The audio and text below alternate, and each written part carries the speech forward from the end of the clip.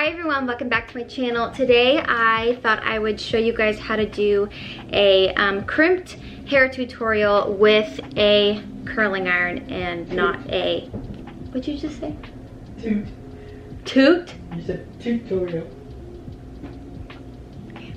So let's get into it. This is a 1-inch barrel with a clamp. The clamp is what you're gonna need. So if you only have a wand, I don't think that's gonna work. So I put it on pretty high, not all the way up, but mine gets to 430, so it's kind of like just above that, so pretty dang hot. I'm going to section the bottom. This is my dog Louie.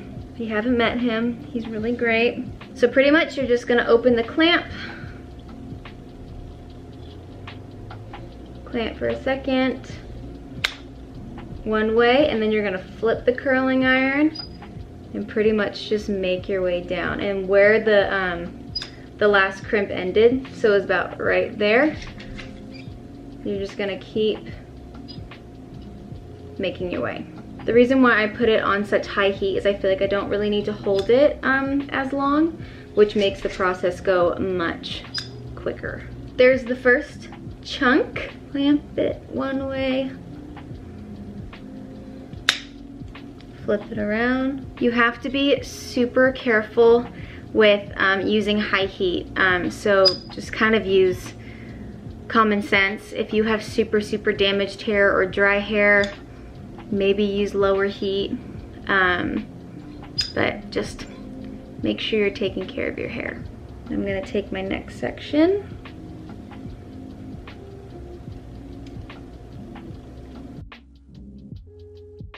Once you get to these bottom hairs where there's a lot less, I mean, if your hair is like mine, and your ends are a little bit thinner than the top, don't hold it as long because you don't need to. You could very easily burn your hair if you leave it on as long as you did the top.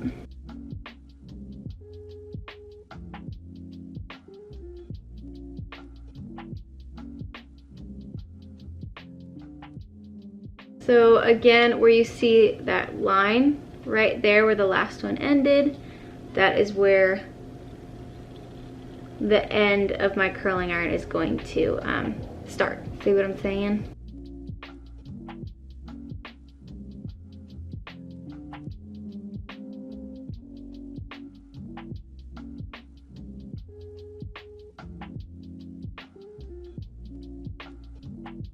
Another tip for when you're doing this is don't take too thick of sections, because if you do, the heat isn't going to transfer throughout your entire section as well, which ends up really damaging the hair actually touching the curling iron, because then you have to hold it on way longer for it to crimp, and then it makes those hairs that are on the outside get way too hot. And now on to the very top. So for the top piece, I'm actually going to start it with the clamp on the bottom, just so it doesn't leave like a massive crease, like crease line right on the top, because I don't think that looks too cute. All the other ones I started with the clamp on the top, but I really don't think it matters. You can probably just start underneath for all of them if you wanted to.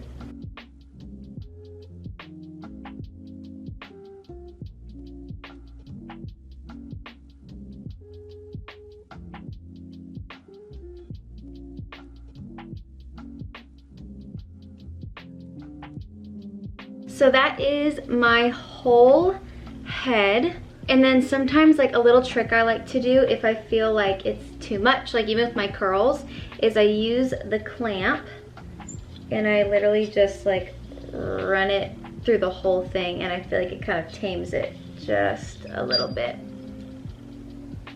I don't want to totally like flatten the crimps, but I feel like it helps tame it just a little bit.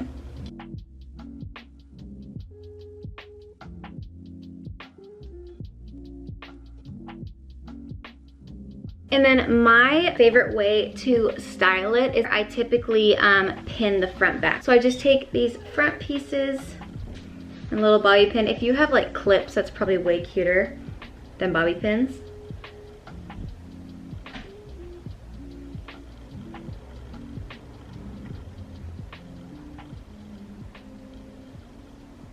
All right, so that is it for my crimped hair tutorial with a curling iron. I hope you guys enjoyed it. It's pretty simple.